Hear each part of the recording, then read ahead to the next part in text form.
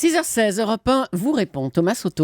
C'est malgré tout un grand jour pour l'Espagne, un jour qui fera peut-être oublier l'immense déception des footballeurs hier soir. Le Royaume aura tout à l'heure son nouveau souverain, le roi Felipe VI. Bonjour Adélaïde de Clermont-Tonnerre. Bonjour Thomas. Vous êtes directrice de la rédaction de Point de Vue. Présentez-le nous peut-être pour commencer s'il vous plaît, ce prince des Asturies qui va devenir roi. Si vous deviez nous donner ces trois traits de caractère, ça serait quoi ? Il est très bien préparé. Des mots même de son père, c'est l'héritier le mieux préparé d'Europe. Il a fait les études qu'il fallait. Il a fait une formation militaire. Il a étudié les relations internationales à Georgetown. Il a étudié le droit à Madrid. Ça fait très longtemps qu'il a commencé à prendre finalement sa fonction, à remplacer son père qui a été très souvent malade. Donc c'est quelqu'un d'excessivement préparé.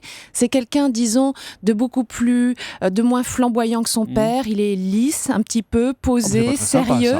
Non, mais c'est vrai, c'est-à-dire que c'est quelqu'un qui, d'une certaine manière, il est pas loin de notre président, c'est-à-dire que c'est quelqu'un qui est normal, qui se veut normal. Sa mère dit de lui d'ailleurs, il ne s'est jamais cru différent des autres, et c'est un axe très fort, c'est quelqu'un qui veut rester proche de son peuple. Mais alors qu'est-ce qui va se passer tout à l'heure ? Alors ça reste là encore dans l'idée de normalité, c'est-à-dire qu'on ne va pas être dans un couronnement, techniquement c'est une intronisation, on ne va pas avoir beaucoup de faste, il y a la volonté de faire attention, on est en crise, il ne faut pas blesser finalement un peuple qui souffre. C'est pas un mariage à l'anglaise par exemple ? Non, pas du tout. C'est pas un Donc, sacre à l'anglaise. Voilà, à partir de 9h du matin déjà à la Zarzuela, on remet le fajín qui est la ceinture militaire qui lui donne finalement le plus haut grade des forces armées. C'est son père qui le lui remet. Ensuite, il va au Cortés, où là, il va être... Palais du gouvernement, donc. Voilà, prêter serment devant le gouvernement.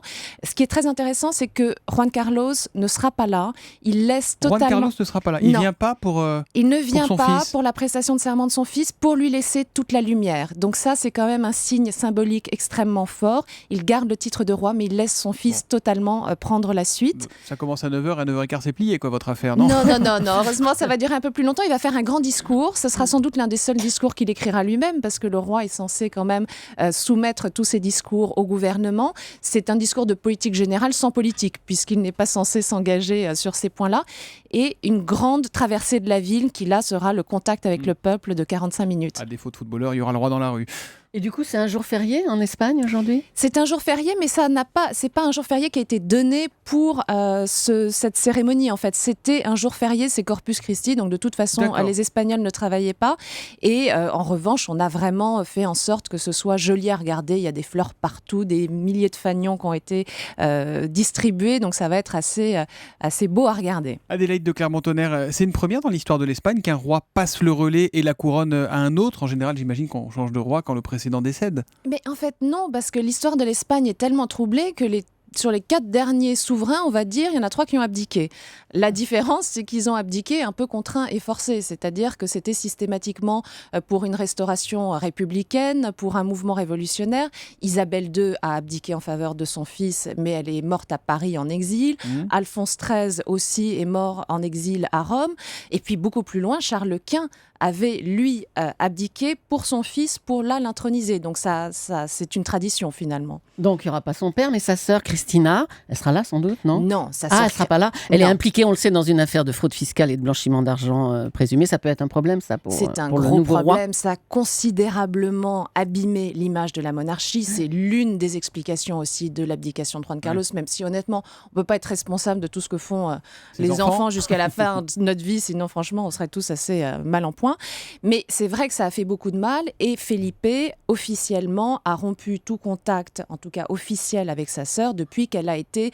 elle a un statut un peu particulier. Elle est témoin assisté. C'est pas une mise en examen, mais tout de même, ça fait des C'est plus son mari qui est mis en cause dans l'affaire à la base. C'est un peu par dommages collatéraux. Bon, il y a quand même 6,5 millions d'euros qui auraient été détournés. Ça fait des ordres. Et elle ne sera pas là, donc. Elle ne sera pas du tout là. Et la future reine Laetitia, comment elle est perçue par les Espagnols ? Laetitia, c'est une histoire extraordinaire quand même, parce qu'au départ, c'était vraiment le maillon faible de la monarchie. Elle était divorcée, au secours, au pays des catholiques. Roturière, mais quelle horreur. Enfin bon, mais en même temps, c'était une superstar. Et elle a apporté finalement un professionnalisme, un lien avec les médias qui a aidé Felipe, qui l'a rendu plus charismatique, qui l'aide beaucoup dans sa communication. Et puis, ça devient le maillon fort, parce que finalement, cette femme issue, entre guillemets, de la classe moyenne devient le lien d'une monarchie qui était trop éloignée avec une population qui a besoin de se retrouver proche de ses souverains. Alors on va lui mettre une couronne sur la tête à Philippe VI Non, ou c'est d'une autre époque ça. Elle aime les bijoux, Julie. Mais... c'est magnifique. C'est joli les joyaux. Alors là, Mais vous oui. seriez un peu déçus parce que la couronne est en toc. Non, c'est vrai. Oui, c'est pas de l'or. En fait, c'est une couronne. Il n'y a pas de couronnement en Espagne. C'est une intronisation. On ne pose pas la couronne sur la tête du souverain. La couronne n'a même pas été faite pour être portée par le souverain. Donc c'est une couronne symbolique, un sceptre symbolique. Le sceptre est un peu plus précieux, joli. mais la couronne, non. Et ben voilà, en tout cas pour cet événement majeur dans la vie des Espagnols. Merci Adélaïde de Clermont-Tonnerre d'être venue ce matin sur Europe 1. Je renvoie nos auditeurs au numéro de Point de vue de cette semaine, tout simplement intitulé Vive le roi. Merci et bonne beaucoup. journée à vous.